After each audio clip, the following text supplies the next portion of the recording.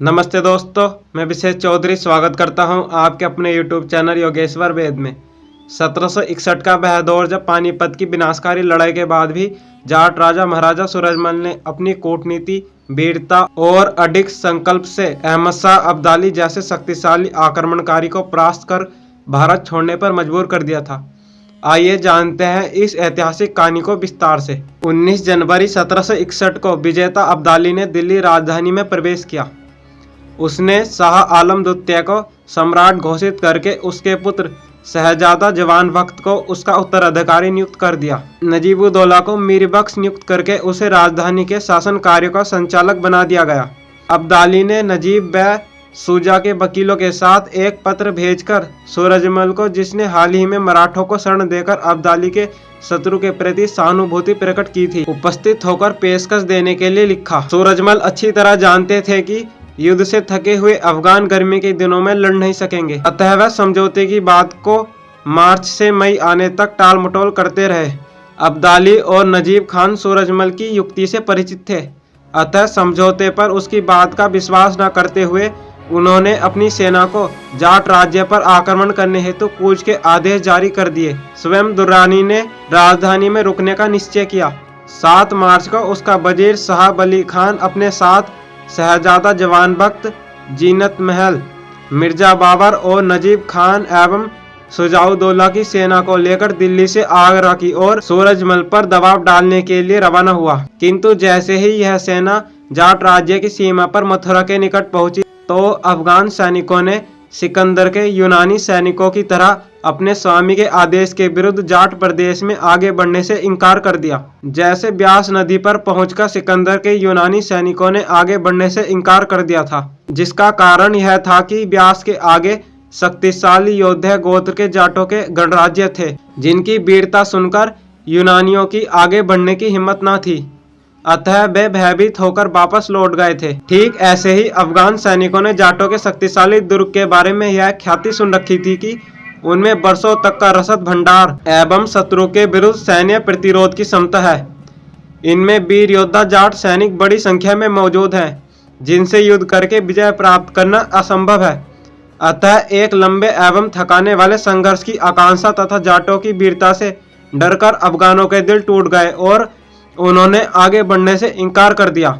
अब अहमद शाह अब्दाली ने विवश होकर अफगानिस्तान लौटने का तत्काल निश्चय करना पड़ा और उसने अपने वजीर को सेना सहित वापस बुला लिया। 13 मार्च को अफगान सेना की वापसी शुरू हो गई। 20 मार्च 1761 को अब्दाली अपनी सेना के साथ दिल्ली से बाहर निकल गया। पानीपत के विनाशकारी एवं निर्णायक युद्ध के बाद मार्च 1761 में जब अहमद शाह दुर्रानी अपने देश को लौटा, उस समय भरतपुर का जाट राजा हिंदुस्तान के सर्वाधिक शक्तिशाली शासकों में गिना जाने लगा था। उसकी सेना ज्यों की त्यों बनी हुई थी और उसका कोष भरा हुआ था। उसकी राजनीतिक महत्वाकांक्षाओं की पूर्ति के लिए अब उसके सामने मैदान साफ था, जिसके लिए आवश्यकता थी कि दिल्ली का शासन तंत्र उनके अनुकूल हो।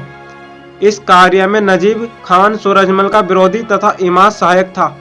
हिंदुस्तान से लौटते समय अब्दाली ने जो व्यवस्था की, उसके अनुसार शाह आलम द्वितीय को सम्राट माना गया। इमाद को पुनः वजीर और नजीब को मीर बख्श नियुक्त किया गया। अहमद शाह अब्दाली ने प्रतिनिधि याकूब अली खां को दिल्ली में छोड़ा, किंतु अप्रैल के मध्य में बेगम जीनत महल एवं शहजादा जवान बख्त की इच्छा अनुसार नजीब खान साम्राज्य का मीर बख्शी दिल्ली का फौजदार और शाही शासन का संरक्षक बन बैठा। उसने अपने एक विश्वास पात्र शेख कासिम को दिल्ली दुर्ग का किलेदार नियुक्त कर दिया और अन्य स्थानों पर अपने व्यक्तियों को तैनात करके राजधानी को पूरी तरह नियंत्रण कर लिया। अब नजीब, जवान बख्श, जीनत महल आदि ने मिलकर इमाद को बजारत से अलग कर दिया, जो उस समय मथुरा में सूरजमल के साथ था। 3 मार्च 1761 को महाराजा सूरजमल ने मथुरा से बलराम के नेतृत्व में 4000 जाट सेना आगरा किले पर अधिकार करने हेतु रवाना कर दी। स्वयं जाट राजा मथुरा में रुके ताकि राजधानी पर नियंत्रण एवं इमाद को वजीर पद पर स्थापित करने के संबंध में ठोस कार्रवाई की दिशा में पुनः विचार किया जा सके। 3 मई को जाट सेना ने आगरा पहुंचकर दुर्ग पर आक्रमण कर दिया। दुर्ग द्वार के निकट पहुंचकर युद्ध प्रारंभ हो गया। जाटों ने जामा मस्जिद पर अपना मोर्चा स्थापित करके गोलाबारी शुरू कर दी। नजीब खान को आगरा पर जाट सेना के आक्रमण का समाचार मिला। जवान बख्त को लेकर 6 मई को आगरा की ओर कूच करने की तैयारी की। फरूखनगर से मुसावी खान बलूच और बहादुरगढ़ से बहादुर खान बलूच नवाब को भी अपने 2-2 हजार सैनिक टुकड़ियों के साथ दिल्ली पहुंचकर नजीब की सेना में शामिल हो गए। परंतु नजीब ने राजधानी को छोड़कर शक्तिशाली जाट सेना से उसके प्रदेश में युद्ध करने के खतरनाक एवं मूर्खतापूर्ण विचार को शीघ्र त्याग दिया। यह उसकी अच्छी किस्मत थी। 24 मई को सूरजमल इमाद और गंगाधर तात्या के साथ मथुरा से रवाना होकर 26 मई को अलीगढ़ पहुंच गए। वहां से रवाना होकर जाट राजा कोइल व जैसलमेर के क्षेत्रों पर अपना फिर से अधिकार स्थापित करते हुए जून के प्रथम सप्ताह में आगरा किले के सामने जा पहुंचे। जाट सेना ने आगरा दुर्ग पर आक्रमण जारी रखे। इस प्रकार 1 महीने के घेरे के बाद 12 जून 1761 को मुगलों के अधीन आगरा के किले पर जाट सेना का अधिकार हो गया। जाटों को यहाँ लूट में विशाल सामग्री मिली। सूरजमल को यहाँ से 50 लाख रुपए तथा भारी संख्या में गोला बारूद, अस्त्र शस्त्र एवं तोप मिली, जो डिंग व भरतपुर के दुर्गों में पहुंचा दी गई। किले में स्थायी जाट संरक्षक सेना तैनात कर दी गई। इस प्रकार आगरा, जिसे द्वितीय शाही राजधानी का गौरव प्राप्त था, पर जाटों का अधिकार स्थापित हो गया। इस अवसर पर सूरजमल ने आगरा के शाही किले में अपना भव्य दरबार आयोजित किया और उसे अपने निजी दुर्गों की तरह सजाया। आगरा किले और शहर का भली भांति बंदोबस्त करने के बाद सूरजमल अपने पुत्र जवाहर सिंह का विवाह रचाने मथुरा लौट गए। सूरजमल ने आगरा किले के अंदर से सभी मुस्लिम चिन्ह हटवाकर उसे यज्ञ, हवन आदि से पवित्र किया और उस स्थान सिंहासन पर बैठे जहां बादशाह के अलावा कोई नहीं बैठ सकता था। महाराजा सूरजमल द्वारा आगरा का किला विजय के विषय में दिल्ली स्थित बेडाला मंदिर में प्रमाणित लेख। बेडाला मंदिर की सीमा में एक स्तंभ पर हाथ में तलवार लिए हुए महाराजा सूरजमल की विशालकाय मूर्ति स्थापित है। उस स्तंभ पर शिलालेख अंकित है। आर्य हिंदू धर्मरक्षक यदुवंशी जाट वीर भरतपुर के महाराजा सूरजमल, जिनकी वीरवाहिनी सेना ने मुगलों के लाल किले आगरा पर विजय प्राप्त की। इसी मूर्ति के निकट ऐसी एक दूसरी मूर्ति है जिसके स्तंभ पर शिलालेख अंकित है। आर्य हिंदू धर्मरक्षक यादव वंशी जाट वीर भरतपुर के महाराजा सूरजमल, जिनकी वीरवाहिनी जाट सेना ने आगरा के प्रसिद्ध शाहजहां के कोट को अधिकार में कर लिया था। बिडाला मंदिर की पश्चिमी अंतिम सीमा में एक मकान की दीवार पर लेख अंकित है। 18वीं शताब्दी में आगरा मुगलों के लाल किले पर जाट वीरों की विजय। जाटों की सेना का विजय प्रवेश। भरतपुर के वीर जाटों की सेना आगरा मुगलों के लाल किले को विजय कर रही है। उस दीवार पर आगरा के किले पर आक्रमण कर रही भरतपुर के जाट वीरों की सेना का चित्र अंकित है। सन 1763 में जब सूरजमल अपने राज्य के अधिकतम विस्तार के प्रयासों में जुटे हुए थे, तभी उनको अपने मेवात प्रांत में तीव्र अशांति एवं अव्यवस्था का सामना करना पड़ा। जाट राज्य के पड़ोस में मैप जाति सदा अपने प्रदेश में चारों ओर राजमार्ग पर तथा अपने निकट जाट प्रदेश की सीमाओं पर लूटमार करती रहती थी। सन 1756 में अलवर के शाही दुर्ग को विजय करने के समय ही सूरजमल ने इस भूभाग को स्थायी जाट राज्य का अंग बनाने के सुदृढ़ प्रयास प्रारंभ कर दिए थे। इसी उद्देश्य से उसने अलवर में 20 मील उत्तर की ओर किशनगढ़ में एक और दुर्ग का निर्माण किया। महाराजा सूरजमल की योजना राजधानी के पश्चिमी और मेवात हरियाणा और उसे सटे दोआब के कुछ इलाकों को मिलाकर जवाहर सिंह के लिए एक दूसरा जाट राज्य बनाने की थी और मुख्य जाट राज्य वह नाहर सिंह के लिए सुरक्षित रखना चाहते थे। सूरजमल के 2 मुख्य लक्ष्य थे। पहला, मुसलमान रोहिल्लों और अब्दाली के बीच मेल मिलाप को पूरी तरह से रोक देना, जो कि यमुनों से रावी नदी तक था। सूरजमल अपने राज्य के जाटों एवं पंजाब के सिख जाटों का मेलजोल करना चाहते थे, क्योंकि ये दोनों शाखाएं एक ही रक्त की हैं और दोनों का राजनीतिक व धार्मिक स्वभाव भी एक ही था। दूसरी ओर वह दिल्ली से नजीब खान को बाहर निकालकर उसके स्थान पर इमाद को साम्राज्य का फिर से वजीर बनाना चाहते थे। पिछले कई वर्षों से जवाहर सिंह मेवात में लुटेरे डाकुओं के उपद्रवों को शांत करने के प्रशासनिक व्यवस्था स्थापित करने के कार्य में लगे हुए थे।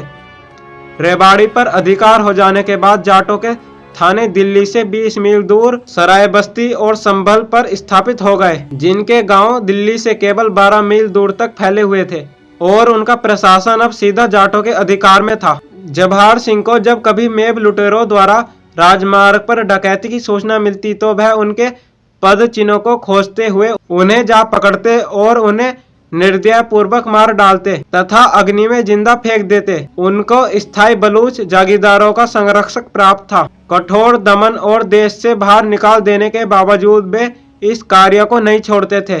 सानुलबा नामक एक मेब डकैत ने जवाहर सिंह को भारी चुनौती दी।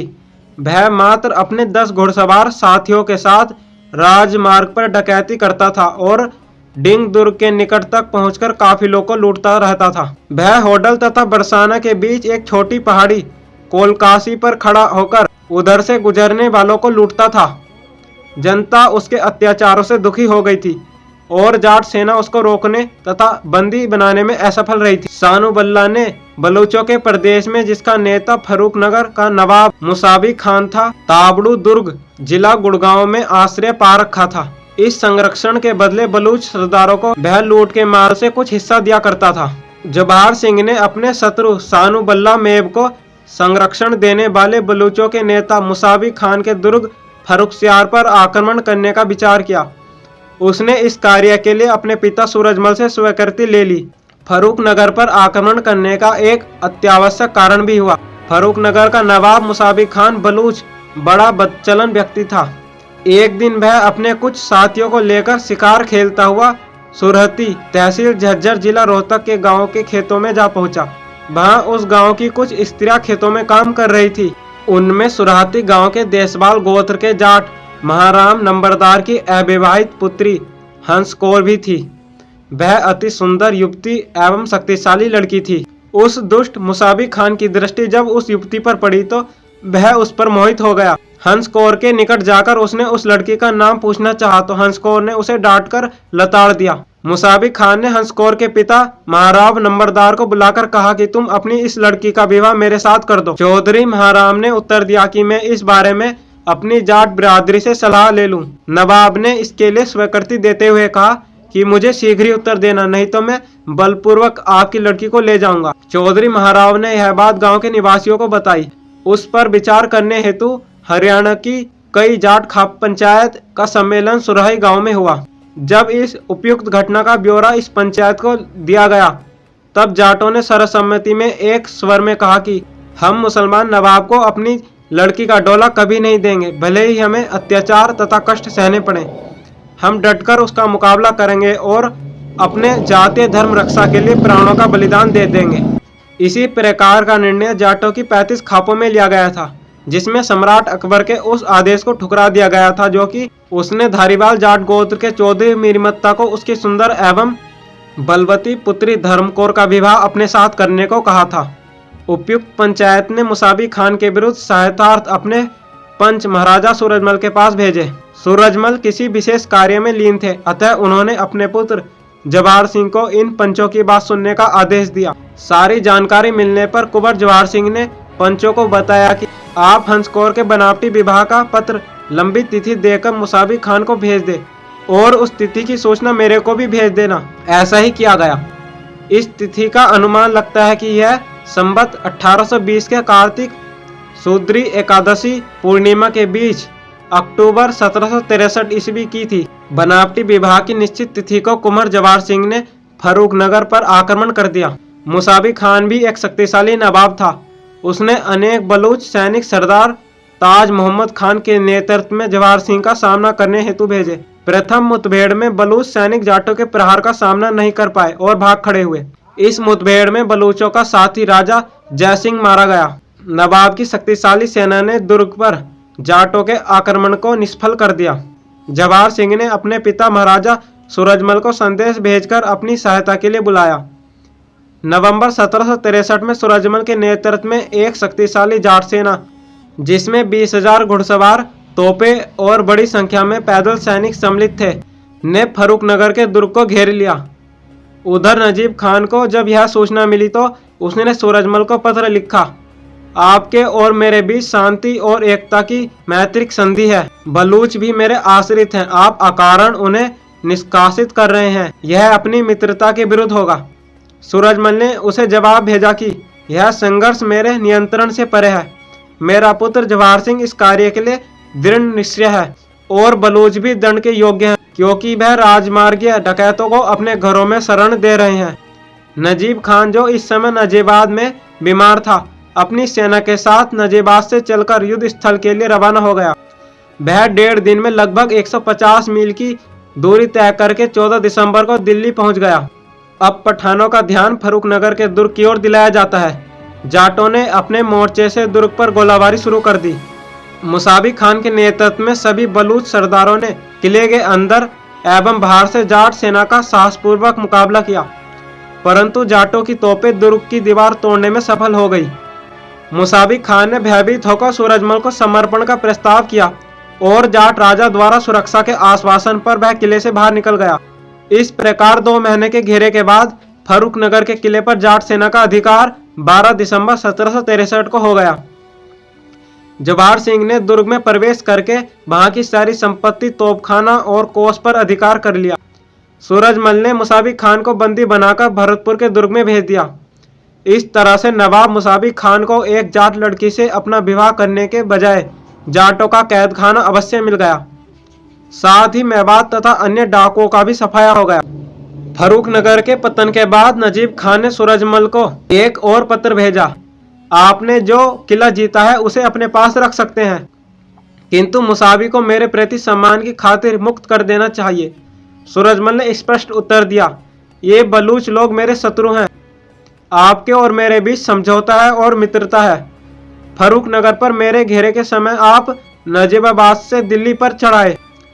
इससे यह स्पष्ट हो गया कि आपने मेरे विरुद्ध कूच किया था। यदि वह आक्रमण इस समय तक समाप्त न होता तो आप मेरे विरुद्ध मुसावी खान के साथ शामिल हो जाते। उसी समय आपके और मेरे बीच मैत्री संधि टूट चुकी थी।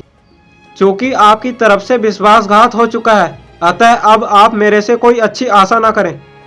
फर्रुखनगर दुर्ग की रक्षा के लिए सूरजमल ने कुंवर जवाहर सिंह को वहां नियुक्त कर दिया और स्वयं ने अपनी सेना के साथ बहादुरगढ़ पर आक्रमण कर दिया। वहां पर एक शक्तिशाली बहादुर खान बलूच नवाब का अधिकार था, जिसका बड़ा मजबूत किला था। सूरजमल की जाट सेना ने बलूचों को हराकर बहादुरगढ़ पर अधिकार कर लिया और उसे अपने राज्य में शामिल कर लिया। नजीब खान ने सूरजमल से भयभीत होकर अपनी सहायतार्थ अहमद शाह अब्दाली को संदेश भेज दिया और उसके दिल्ली पहुंचने की प्रतीक्षा करने लगा। तो यह थी महाराजा सूरजमल की वीरता और राजनीति की अद्भुत कहानी, जिसने इतिहास में जाट शक्ति और भारतीय स्वाभिमान की एक अमिट छाप छोड़ी। ऐसी ही और ऐतिहासिक कहानियों के लिए जुड़े रहें हमारे चैनल के साथ। ओम नमस्ते।